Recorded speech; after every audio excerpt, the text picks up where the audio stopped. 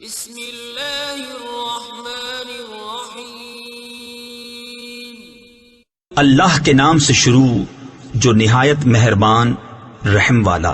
نحمده ونصلي ونسلم على رسوله الكريم اما بعد فاعوذ بالله من الشيطان الرجيم بسم الله الرحمن الرحيم ان الله وملائكته يصلون على النبي يا ايها الذين امنوا صلوا عليه وسلموا تسليما اللهم صل على سيدنا ومولانا محمد معدن الجود والكرم وآلہ وبارک وسلم۔ اہل عرب کے اندر زمانہ جاہلیت میں جہاں کچھ خوبیاں تھیں وہیں بہت ساری خرابیاں بھی تھیں۔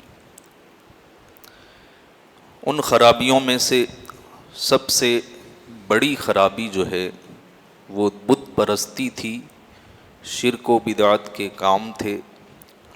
اس کے علاوہ کچھ جاہلانہ رسمیں اہل عرب کے اندر رائج تھیں۔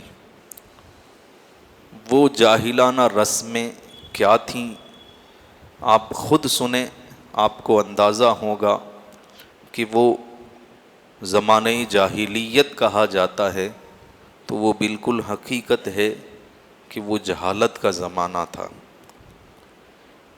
اہل عرب کے اندر ایک رسم تھی کہ جب بارش بند ہو جاتی اور قحط سالی کا زمانہ ہوتا، قحط سالی میں نے آپ کو کئی بار سمجھایا ہے کہ جب بارش نہیں ہوتی تو زمین بالکل خشک ہو جاتی ہے، پانی نہیں ہوتا، پیداوار نہیں اگتی، جس کی وجہ سے جانور بھی بھوکے پیاسے، انسان بھی بھوکے پیاسے۔ ایسے دور کو قحط سالی کا دور کہا جاتا ہے۔ تو جب قحط سالی کا دور ہوتا اور بارش بند ہو جاتی، کافی عرصے تک بارش نہ گرتی، تو یہ لوگ کیا کرتے، کسی ایک گائے کو پکڑ کر کے لاتے اور اس کی دم میں صلح اور عشر، یہ دو درختوں کے نام ہیں، ان دو درختوں کی ٹہنیاں توڑ کر کے اس گائے کی دم میں باندھ دیتے، بالکل مضبوطی کے ساتھ ان ٹہنیوں کو گائے کی دم کے ساتھ باندھتے اور پھر ان شاخوں میں آگ لگاتے اور گائے کے آگے گلے کے اندر لٹ پہنا دیتے۔ آپ نے دیکھا ہوگا کہ جو گائے یا بھینس زیادہ بھاگتی ہے تو اس کی بھاگ دوڑ کم کرنے کے لیے اس کے گلے میں ایک مضبوط لکڑا رسی کے ساتھ باندھ دیا جاتا ہے کہ اگر وہ زیادہ تیز دوڑے گی تو اس کو پاؤں میں وہ لکڑا لگے گا، جس کی وجہ سے وہ دوڑنا بند کر دے گی اور آہستہ آہستہ دھیرے دھیرے چلنے لگے گی تاکہ وہ اس لکڑے کی مار سے محفوظ رہ سکے۔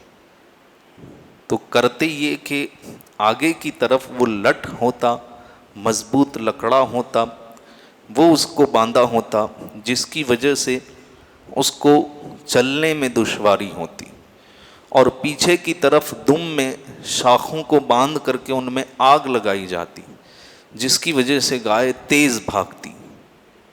تو آگے روکنے والی چیز، پیچھے بھگانے والی چیز، اس طرح اس گائے کو کسی وادی میں لے جا کر کے بھگاتے اور اس پر ایسا ظلم کرتے۔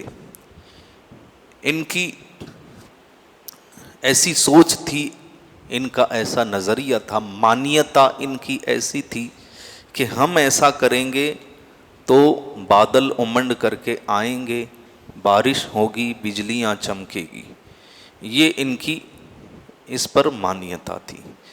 تو یہ ایک ان کی رسم تھی زمانہ جاہلیت میں۔ اب اس سے ہی آپ اندازہ لگا سکتے ہیں کہ یہ کتنی جاہلانہ رسم ہے۔ ایک گائے کو بھگانے سے بارش کا کیا کنیکشن ہے، کیا واسطہ ہے، لیکن ایک یہ ان کی جاہلانہ رسم تھی۔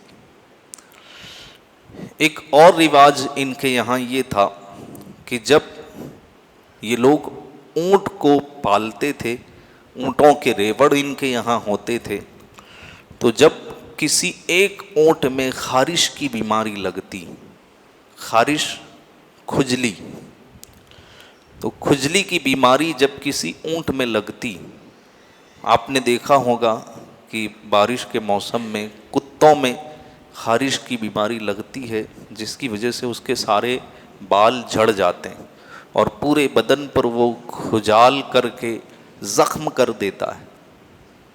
تو اسی طرح اونٹ کے اندر بھی یہ بیماری لگتی اور وہ خارش کی وجہ سے اپنے بدن کو کھجلاتا، جس کی وجہ سے اس کے بدن میں زخم ہو جاتے، نقصان پہنچتا۔ تو جب کسی ایک اونٹ میں یہ چیز ہوتی، خارش کی بیماری، تو اس کو وہ آگ سے داغتے تھے، لکڑا گرم کرتے، لوہا گرم کرتے، اور پھر جہاں جہاں اس کو خارش ہوتی وہاں اس سے اس کو دام دیتے، جسے ہمارے یہاں دام دیتے کہتے، تو داغتے تھے۔ اور صرف خارش والے اونٹ کو نہیں، اس کے ساتھ جتنے بھی صحت مند اونٹ ہوتے انہیں بھی وہ جو ہے داغتے تھے۔ تو یہ خارش زدہ اونٹ کا اگر آپ کسی طریقے سے علاج کر رہے ہیں وہ بات الگ ہے، لیکن جو صحت مند اونٹ ہیں ان کو اس طریقے سے داغنا آگ کے ذریعے اور گرم لوہے کے ذریعے، یہ بالکل نازیبا ان کی حرکت تھی، اس سے کوئی فائدہ نہیں تھا، جانور کو نقصان پہنچانا تھا اور کچھ نہیں، لیکن یہ ان کی رسم تھی۔ اب ان دونوں سے بھی زیادہ عجیب و غریب رسم ان کی آپ سنیں، جب ان کا کوئی سردار مر جاتا، قبیلے کے سردار ان کے یہاں ہوتے تھے، لیڈر ہوتے تھے، تو جب کوئی لیڈر ان کا سردار مر جاتا تو اس کی اونٹنی یا اس کے اونٹوں میں سے کسی اونٹ کو لاتے اور اس کی سائز کے حساب سے ایک کھڈا کھودتے، گڑھا کھودتے اور اس کو اندر ڈالتے۔ کس حالت میں؟ کیونکہ اونٹ کی گردن لمبی ہوتی ہے تو اس کی گردن سے اس کو ایسے موڑتے کہ جس کی وجہ سے اس کا منہ جو ہے دم کی طرف ہو جاتا، اس طرح موڑ کر کے پھر اس کی گردن کو باندھ دیتے۔ اب آپ سوچ سکتے ہیں کہ اس سے اس کو کتنی تکلیف ہوگی کہ اس کا منہ پیچھے کی طرف اس کو پھیر دیتے، اور پھر اس گڑھے کے اندر نہ کوئی کھانے کی چیز نہ پینے کی چیز۔ اب اگر ہو بھی تو اس کا منہ تو مڑا ہوا ہے، بندھا ہوا ہے، وہ کھائے گا کیسے، پیے گا کیسے؟ اس حالت میں اسے اس گڑھے میں رکھتے یہاں تک کہ وہ اونٹ یا اونٹنی بھوکا پیاسا وہ جانور اسی حالت میں تڑپ تڑپ کر کے مر جاتا اسی گڑھے کے اندر۔ یہ لوگ انتظار کرتے کہ یہ کب مرے گا۔ جب وہ بھوکا پیاسا اس گڑھے کے اندر مر جاتا تو پھر اس گڑھے کے اندر گھاس ڈالی جاتی اور پھر گھاس ڈالنے کے بعد آگ لگائی جاتی اور اس کو جلا دیا جاتا۔ یہ کیوں کرتے تھے؟ ان کا نظریہ یہ تھا، ان کی مانیتا ایسی تھی کہ جب یہ سردار قیامت کے دن اٹھے گا تو اگر ہم ایسا نہیں کریں گے تو اسے چل کر کے جانا پڑے گا، اور سردار کی شان نہیں ہے کہ وہ چلے، تو قیامت کے دن اس کی سواری کا انتظام اس طریقے سے کیا جاتا کہ اس کی اونٹنی یا اونٹ کو گڑھے کے اندر بھوکا پیاسا رکھ کر کے مار دیا جاتا اور پھر اسے اس طرح جلا دیا جاتا، تاکہ یہ اونٹنی جو بھوکی پیاسی مری ہے یا اونٹ، وہ قیامت کے دن ان کے سردار کی سواری بنے۔ اب اس کا کوئی کنیکشن نہیں، لیکن یہ جہالت تھی ان کی، اور جہالت میں یہ سارے کام وہ کرتے تھے۔ اور بھی ان کے خرافات اور ان کی جہالت والی رسمیں، جن میں سے ایک یہ تھی کہ جب کسی آدمی کو قتل کر دیا جاتا، دشمنیاں تو ان میں رہتی تھیں، تو جب کسی قبیلے کا آدمی دوسرے قبیلے کے آدمی کو قتل کر دیتا تو ان کا یہ نظریہ تھا کہ اس کے سر سے روح ایک پرندے کی شکل میں نکلتی ہے۔ جب کوئی دشمن کسی کو قتل کر دیتا ہے، ان کا یہ نظریہ تھا، عقیدہ تھا کہ مقتول شخص کی روح جب نکلتی ہے تو وہ پرندے کی شکل میں نکلتی۔ جب تک اس مقتول کا، قتل ہونے والے کا انتقام نہ لے لیا جائے، اس کا بدلہ نہ لے لیا جائے، وہ پرندے کی شکل میں نکلنے والی روح اس کی قبر کے ارد گرد چکر کاٹتی رہتی ہے۔ یہ ان کا عقیدہ تھا۔ اب ظاہر سی بات ہے کہ کوئی قبر ہے تو وہاں سے کوئی نہ کوئی تو پرندہ گزرے گا، تو جب کوئی پرندہ وہاں سے گزرتا تو کہتے دیکھو یہ مقتول کی روح ہے، اس شکل میں آئی ہے۔ یہ آپ ذہن میں رکھیں کہ یہ سارے نظریے زمانے جاہلیت کے تھے، اور آج بھی ایسے جہالت والے نظریے ہمارے درمیان پائے جاتے ہیں۔ یہ سب کچھ ہوتا ہے کہ مرحوم کی روح کو چھوڑنے کے لیے بندہ جاتا ہے، جبکہ آپ کے مرحوم کی روح تو اعلیٰ علیین میں پہنچ جاتی ہے، احادیث سے یہ ثابت ہے۔ تو وہ تو اچھی جگہ پہنچ گئی، اب وہ گھر سے رکھنے کے لیے بندہ جاتا ہے، پیچھے مڑ کے نہیں دیکھنا ہے، لائٹ بند نہیں کی جاتی رات کو۔ کہا کیوں؟ وہ کہا اس کی روح کو جو ہے خوف ہوگا، ڈر لگے گا، اس لیے ہمارے یہاں جب میت ہو جاتی ہے جس گھر میں، تو گھر میں لائٹ بند نہیں کی جاتی۔ بہت سی جگہوں پر ایسی سب مانیتائیں ہیں۔ تو یہ لوگ اس طرح کی مانیتا رکھتے تھے، ایسا عقیدہ تھا ان کا کہ پرندے کی شکل میں قتل ہونے والے کی روح قبر کے ارد گرد چکر کاٹتی رہتی ہے، اور وہ کہتی ہے اسقونی فانی صدیۃ، مجھے پلاؤ میں سخت پیاسی ہوں۔ اب وہ پرندہ وہاں سے جائے گا، چہچائے گا، کچھ تو بولے گا، تو وہ کہتے کہ یہ ایسا کہہ رہی ہے روح کہ مجھے پلاؤ میں بہت پیاسی ہوں۔ اب پلاؤ بہت پیاسی ہوں سے مراد کیا ہوتا کہ جس نے مجھے قتل کیا ہے اس کا خون پلاؤ، جس نے مجھے قتل کیا اس کا خون پلاؤ، یہ اس کی روح کہہ رہی ہے۔ اب ہوتا یہ اس نظریے کی وجہ سے کہ دونوں خاندان میں کبھی بھی صلح نہیں ہو پاتی۔ ایک خاندان والے دوسرے خاندان والے سے، جس خاندان کا آدمی قتل ہوا ہے وہ لوگ صلح نہیں کر پاتے۔ وجہ کیا؟ کہ کہتے کہ اگر ہم صلح کر لیں گے تو ہمارے مقتول کی روح پرندے کی شکل میں پیاسی چکر کاٹتی رہے گی، چکر کاٹتی رہے گی، اس کو تو نجات نہیں ملے گی، اس کی روح کی پیاس نہیں بجھے گی جب تک ہم قتل کرنے والے کا خون اس کی قبر پر نہیں ڈالیں گے، تب تک یہ روح پیاسی رہے گی۔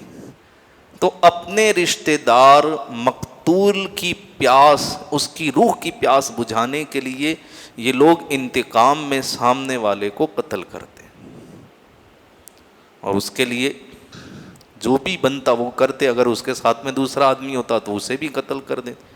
پھر سامنے والے کا بھی یہی نظریہ، کیونکہ وہ قتل ہوا تو اس کی بھی روح پرندے کی شکل میں نکلی اور وہ بھی پیاسی، جس نے قتل کیا اس کے خون کی پیاسی۔ تو اس طرح یہ قتلوں کا سلسلہ صدیوں جاری رہتا تھا۔ یہ خاندان والے اس کو مارتے، پھر ادھر والے اس کو مارتے، اس طرح یہ سلسلہ کبھی بند نہیں ہوتا۔ یہ ان کی جہالت تھی۔ ان جاہلانہ رسموں میں سے ایک رسم یہ تھی کہ جب کوئی شخص کسی ایسے گاؤں میں داخل ہونے کا ارادہ کرتا جس میں وبا پھیلی ہو، جیسے کہ ابھی کورونا وائرس کی وبا پھیلی تھی، تو پہلے بھی یہ وبائیں پھیلتی تھیں جیسے طاعون، پلیگ، یہ سارے نام دیے جاتے. تو طاعون کی وبا جس گاؤں میں پھیلی ہوتی، اس گاؤں میں اگر کسی انسان کو داخل ہونا ہوتا تو وہ کیا کرتا؟ وہاں جا کر اس وبا سے بچنے کے لیے اور زندہ رہنے کے لیے اس گاؤں میں، گاؤں کے دروازے پر وہ کھڑا ہو جاتا اور اندر قدم رکھنے سے پہلے گدھے کی طرح آواز نکالتا. جیسے گدھا رینکتا ہے نا، آواز نکالتا ہے، ایسے وہ گدھے کی طرح آواز نکالتا. پھر خرگوش کا ٹخنا اپنے گلے میں باندھ لیتا. اس سے پہلے جو خرگوش مارا ہوتا اور اس کی جو ٹانگ کی ہڈی وہ اپنے گلے میں باندھ لیتا. تو گدھے کی طرح آواز نکالتا، پھر وہ خرگوش کی ٹانگ کی ہڈی اپنے گلے میں ڈال لیتا، پھر گاؤں میں داخل ہوتا. اور اس سے وہ یہ سمجھتا تھا کہ اب مجھے یہ وبا کی بیماری نہیں لگے گی، اب میں اس گاؤں میں بالکل محفوظ ہوں. یہ ان کی جہالت والے رسموں میں سے ایک رسم تھی. ایک رسم اور تھی کہ جب کسی شخص کو سفر پر جانا ہوتا، کیونکہ پہلے کے زمانے میں جو سفر ہوتے تھے طویل ہوتے تھے، 2 دن کا سفر، 5 دن کا سفر، ہفتوں کا سفر، مہینوں کا سفر. تو جب وہ سفر کے لیے جاتے تو وہاں مخصوص درخت ہوتے تھے، اس درخت کے ساتھ دھاگا باندھ دیتے. وہ دھاگا باندھ دیتے. آج ہمارے یہاں بھی دھاگے باندھنے والی رسم ہے مزارات پہ. آپ کو نہ احادیث میں اس کا کوئی ثبوت ملے گا نہ کسی اور جگہ پر. یہ سب ہمارے اندر نہیں ہے. تو مزار پر دھاگا باندھنا یہ اسلام میں نہیں ہے، شریعت میں نہیں ہے. تو یہ لوگ کیا کرتے تھے کہ درخت کے ساتھ دھاگا باندھتے اور پھر سفر کے لیے چلے جاتے. آ کر کے سب سے پہلے اس درخت کے پاس آتے اور دھاگا دیکھتے. اگر وہ دھاگا وہیں ویسا ہی بندھا ہوا انہیں ملتا تو وہ یقین کرتے کہ ہمارے جانے کے بعد ہماری بیویوں نے اپنی حفاظت کی ہے، ہماری بیویوں نے اپنی حفاظت کی ہے، یہ تصور کرتے. اور اگر وہ دھاگا کھلا ہوا ہوتا تو پھر یہ یقین کرتے کہ ہماری غیر موجودگی میں ہماری بیویوں نے اپنی حفاظت نہیں کی، انہوں نے کچھ غلط کام کیا. یہ کتنی جہالت کی بات ہے. اچھا، یہ جب شیطان چاہتا کہ میاں بیوی میں جھگڑا کروائے تو اس کے لیے آسان کام تھا، وہ جا کر کے وہ دھاگا کھول دیتا اور پھر گھر میں لڑائیاں شروع ہوتی. تو یہ جہالت والی باتیں تھیں ان کے اندر. اللہ تبارک و تعالیٰ کا یہ کرم ہے کہ اس نے اسلام جیسی دولت عطا فرمائی اور پھر یہ ساری جہالتیں دھیرے دھیرے دور ہوئیں اور وہ زمانے جاہلیت سے زمانے اسلام میں تبدیل ہو گیا. تو اللہ کا فضل و کرم ہے کہ ہم اسلام میں ہیں، مسلمان ہیں. ہمیں یہ دیکھنا چاہیے کہ ہمارے اندر بھی ایسی غلط رسمیں نہ آ جائیں جن کا نہ سر ہو نہ پیر ہو، نہ آپ اس کی حقیقت جانتے ہو نہ آپ کے باپ دادا اس کی حقیقت جانتے ہو.